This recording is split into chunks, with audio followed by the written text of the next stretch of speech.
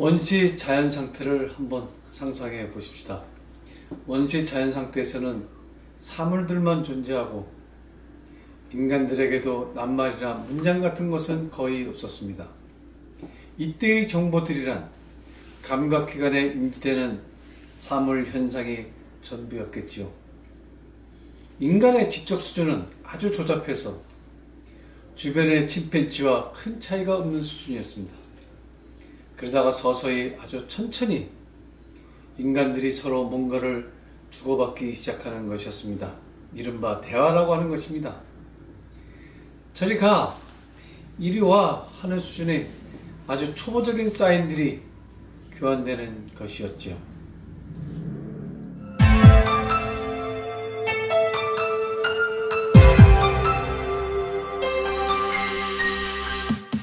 인간들은 공동체를 이루면서 서로 주고받는 사인들을 더 많이, 더 풍성하게 만들기 시작하였습니다. 처음엔 부모와 자식 간에, 그 다음엔 삼촌과 사촌들 간에 음식을 만드는 것이라든가 추위와 더위를 피해가는 문제, 안전하게 잠자리를 만드는 문제 등을 놓고 대화라는 것을 해나가는 것이었습니다. 전 세계 수백만 종의 생물체들 중에 대화를 제대로 발전시킨 종은 인간이 유일하지 않을까 생각해 봅니다. 같은 종족들끼리 한데 몰려다니면서 뭐라 서로 소통하는 것도 보이긴 합니다. 참새떼들도 그러고 누우떼들도 그렇고 바다에서는 정어리떼라든가 고래떼들도 몰려다니곤 합니다. 어떤 대화 체계들이 작동하는지는 알 수 없지만 이 생물체들도 서로 자기들끼리는 어떤 대화 시스템이 있다고 보여집니다. 그러나 그런 가운데 우리 인간들만이 독특하게 단어와 문장을 만들어 쓰기 시작한 것입니다. 인간들은 새소리, 풀벌레 소리들이 소통의 도구라는 것을 알아차린 다음부터는 소리를 본격적으로 활용해 단어라는 것을 만들어 쓰기 시작하였습니다. 사랑하는 아들 뒤에 뱀이 나타나며 깍! 하고 소리를 지름으로써 이음을 가르쳐 주는 것이었지요. 또 멧돼지나 늑대가 나타나며 으악! 하고 소리를 질러대기도 하였습니다. 즉 상대에게 이름 주기, 즉 네이밍 초기 모델입니다. 이런 식으로 하나씩 둘씩 기억해야 할 낱말들을 늘켜나가는 것이었지요. 이렇게 늘어난 낱말들이 진급 한국어 기준으로는 약 50만 단어, 영어 기준으로도 약 90만 단어나 된답니다. 일본어 기준으로도 약 30만 단어, 독일어 40만 단어 정도라고 하니 참으로 대단한 것입니다. 한번 상상해 보십시오. 통용되던 단어 수가 10개쯤일 때의 대화 수준, 100개쯤일 때의 대화 수준, 1000개쯤일 때의 대화 수준, 10,000개쯤일 때의 대화 수준, 10만 개일 때의 대화 수준이 각각 어땠을 것 같습니까? 단어 수가 늘어나면서 이들이 만들어내었을 문장의 수는 또 얼마나 되었을까요? 이때마다 만들어졌던 각종 스토리, 드라마들의 수준은 지금과 비교했을 때 과연 어떠했을 것 같습니까? 초기 때부터 의사소통은 과연 제대로 되었을까요? 드라마를 만들었을 때 그 드라마들의 질적 수준은 정말 어떠했을까요? 얼추 단어 수가 100개 언저리일 때를 원시 시족 공동체라고 하고 1000개일 때를 원시 부족 공동체, 10,000개일 때를 원시 국가, 5만 개일 때를 근대 국가, 10만 개 이상일 때를 현대 국가, 대충 이렇게 분류해 보도록 하십시다. 단어수 100개 언저리의 원시 시족 공동체는 다른 시족 공동체들을 계속 경계하면서 최대한 자기들끼리만 소통했을 가능성이 많았을 것 같네요. 타 집단들에 대해서는 개방적 태도와 폐쇄적 태도들이 알맞게 섞였을 것 같고, 옆 동네의 다른 시족 공동체도 원래 뿌리가 같거나 아니면 상당 세월 같이 이동하면서 정착한 친족 공동체일 가능성도 커서 어느 정도는 어원들이 비슷한 쌍방간 사투리들을 썼다고도 보여집니다. 완전히 다른 이동 경로를 따르다 막 부닥친 공동체들끼리는 통하는 언어가 없으므로 금세 적대적으로 변해 원시 야만 상태, 즉 상대를 서로 공격하거나 공격받는 그런 대상으로 여겼을 가능성이 많겠습니다. 인간은 인간들끼리 모이면 상호 소통하느라 무던히 애썼을 것임을 쉽게 상상해 볼 수 있는 일입니다. 문장을 만드는 규칙도 통일된 것이 없어서 각 골짝골짝마다 다 자기들 나름의 방식으로 만들어 썼다고 볼 수 있겠습니다. 어디는 말하는 사람, 가까이에 있는 사물부터 정리하는 방식으로, 어디는 동사는 무조건 맨 뒤로 빼는 방식으로, 그리고 그 사이에 끊임없는 부족들 간의 전쟁도 발생해서 언어들도 통합되고 씨들도 통합되고 문화들도 중구난방 통합되기도 하고 사라지기도 하고 하였을 것입니다. 이런 변화들이 서서히 진행되는 가운데 늘 연설하는 사람과 연설을 들어야 하는 사람의 계급관계도 형성되는 것이었습니다. 시족 단위에서는 발언권이 가장 센 사람은 당연히 아버지와 어머니였습니다. 아버지는 아버지 역할로, 어머니는 어머니 역할로 리더십이 형성되었습니다. 아버지, 어머니는 가장 말을 많이 하는 정보 생산자였고, 자녀들은 부모의 말을 잘 들어야 하는 일종의 정보 소비자였던 것입니다. 그 다음에 아버지 뒤를 이을 맏아들이 동서고금을 막론하고 지도자로 세워지는 것이었습니다.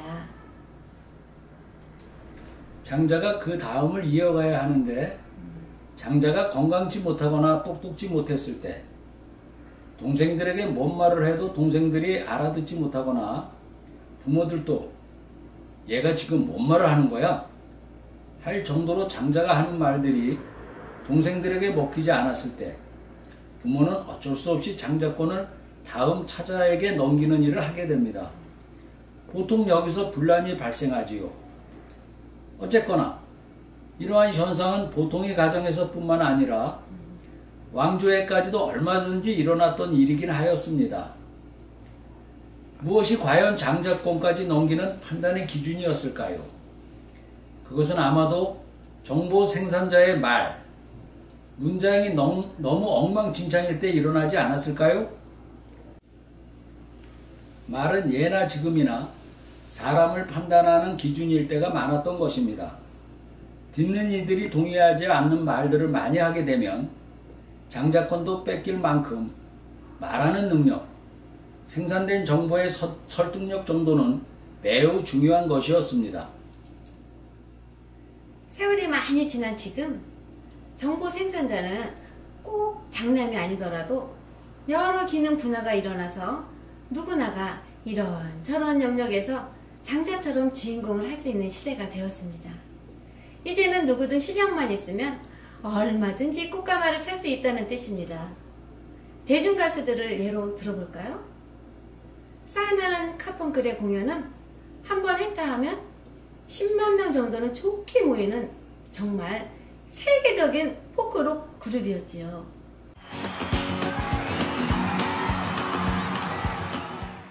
We'd like to know a little bit about you for our file. 뉴욕 센트럴파크에서 미센스 로빈스를 부르고 있군요. 요즘은 TV나 유튜브까지 보는 시대이니까 전 세계에서 수억 명도 더 이 영상을 보았다 할 수 있겠습니다. 정보 생산자 그룹 약 100여 명이 약 5억여 명의 정보 소비자를 이끄는 구조이니까 가성비가 정말 엄청나 보이는군요. 생산자 1인당 500만 명 정도를 커버하니 연봉들 정말 많이 줘야 할 것 같네요. 다음은 손흥민이 뛰고 있는 영국 프리미어리그 축구 경기장을 보겠습니다. Heung-min Son from inside his own half has scored one of the best goals of his Spurs career.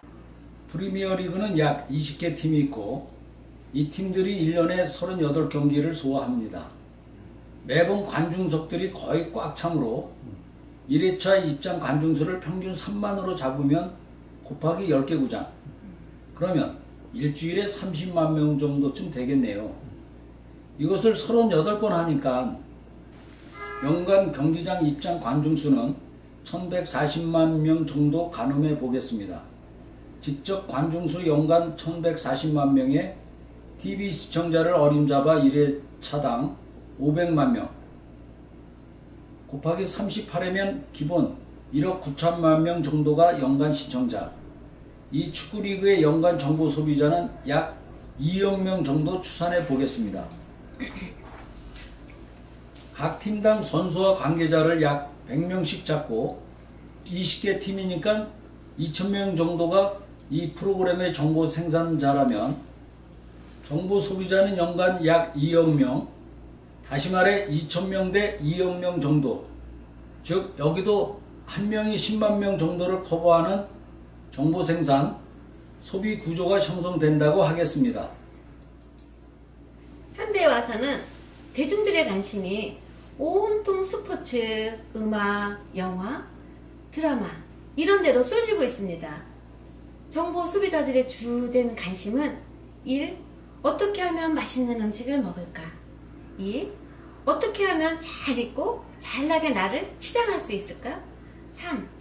어떻게 하면 좋은 집을 가질 수 있을까? 4. 어떻게 하면 좋은 차를 굴릴 수 있을까? 5. 어떻게 하면 좋은 요트나 골프, 콘도 회원권, 스파, 헬스권을 가질 수 있을까? 6. 어떻게 하면 좋은 해외여행이나 쇼핑, 관광, 문화생활을 즐길 수 있을까? 7. 어떻게 하면 말년을 건강하게 웰다잉 할 수 있을까? 전부 이런 데에 관심이 쏠리고 있음을 알 수 있겠습니다. 이러다 보니 정보 생산자들도 소비자의 구매에 맞춰 이런 분야에 더 집중하는 흐름이 뚜렷합니다. 대중들은 정치에도 관심이 별로 없고 종교와 교육, 사회, 국가안보, 외교, 미래문명 등에도 관심을 멀리하는 것 같습니다. 그저 표피적인 재미거리들, 세상은 어떻게 굴러가든지 말든지 TV 예능 프로에만 빠져 하루를 지내는 것이 어느덧 대세가 되어가고 있습니다.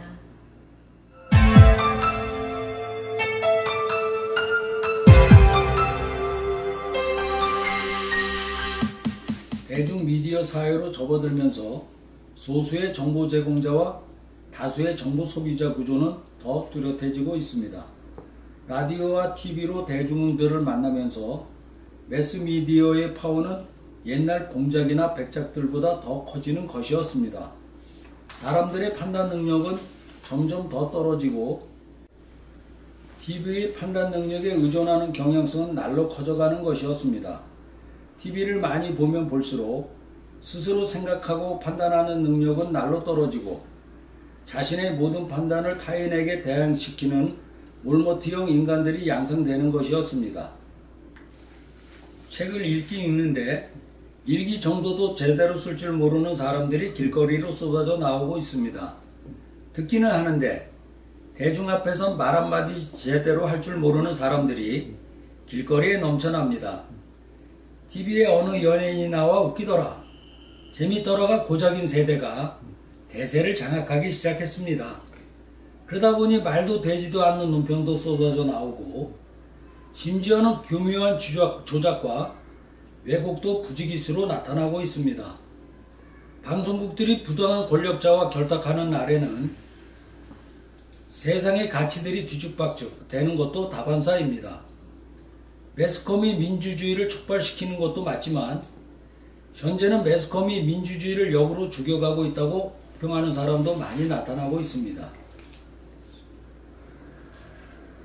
당신은 정보화 시대에 정보 소비자에서 머물러 사시겠습니까? 아니면 정보 생산자 위치에서 사시겠습니까? 아니면 그 중간인 해설자 또는 평론가 입장에서 사시겠습니까? 이 문제를 정리하는 것은 사실은 간단치 않은 문제입니다. 역사 이래로 수많은 사람들이 문장을 만들어 발표를 하는 것을 하였습니다. 문장의 수는 인류의 수의 몇 천 배, 몇만 배, 그 이상으로 엄청납니다. 이 가운데는 말이 되는 소리도 있고 말 같지 않은 소리도 부지기수입니다. 그냥 쓰레기통에 던져버려도 상관없는 문장들도 산더미일 것입니다. 이런 가운데 제대로 된 문장들을 찾아서 읽고 같이 생각해보고 같이 본인도 글을 써보고 하는 사람들이 과연 얼마나 되겠습니까? 그래서 고대로부터 글을 쓰는 서기직은 그 사회의 최고위층, 지배계층에 속하였던 것입니다. 나중에 공산당에서는 총서기는 공산당 최고 우두머리라는 뜻으로 쓰여지기까지 하였지요. 글을 잘 정리하는 사람은 사관직에 머물기도 하지만 그만큼 세상사 정리를 잘하는 사람으로 동서고금을 막론하고 중시하였던 것입니다. 군대에서는 글씨만 잘 써도 인사계나 서무계로 바로 발탁되기도 했답니다. 대부분의 사람들은 깊이 생각해 보는데 익숙치가 않습니다. 바둑 수읽기가 짧은 사람들처럼 대개는 단견에 머무는 것이 통상예입니다. 깊이 생각해 본다는 것도 매우 귀찮은 것이 사실입니다. 그런 풍토 속에서 명저 반열에까지 오르는 저술, 정보제가 제공자가 된다는 것은 무수히 많은 글쓰기 훈련과 생각하기 훈련을 한 사람이 아니고서는 쉽지 않은 일일 것입니다. 그래도 우리는 최고의 선수만 인생을 사는 게 아니므로 어느 정도는 어느 분야에서든 뭔가를 생산해서 남에게 팔아야 합니다. 우리는 어느 분야에서는 소비자이고 어느 분야에서는 다 조금씩은 생산자이기도 합니다. 내 생산품이 남들에게 반응이 일어나게끔 만들려면 나만의 개성이 담긴 나만의 특수 상품을 만들 것을 권해드리고 싶습니다. 나만의 설득력 있는 그 무언가의 상품, 그런 상품을 만들기 위해서는 대중들의 심리를 알아야 하고 오늘까지 이르는 동안의 역사성에 대한 이해도 해야 할 것입니다. 찢어진 바지를 빈티지 상품으로 판 어느 옷가게 주인은 이런 상품도 말이 되는 것이라고 주장하고 있음이 분명합니다. 대중들은 대중들 나름대로 무엇이든 그럴듯한 스토리를 만들어서 시장에 내놓는 습관이 필요합니다. 나만의 메뉴, 나만의 레시피, 나만의 영업 기술. 오늘은 여기까지 하겠습니다. 스마트폰 하나로 세상 전체를 다 내다볼 수 있는 현대사회에 여러분들은 정보 소비자로만 사실 것인지 아니면 정보 생산자, 정보 비평가 입장에서 사실 것인지를 물으면서 오늘 시간을 마무리하도록 하겠습니다. 여러분 도움이 되셨다면 좋아요와 구독 버튼, 응원 댓글 3종 세트를 부탁드리겠습니다. 감사합니다. 다음 시간에 다시 또 뵙겠습니다. 안녕, 고맙습니다.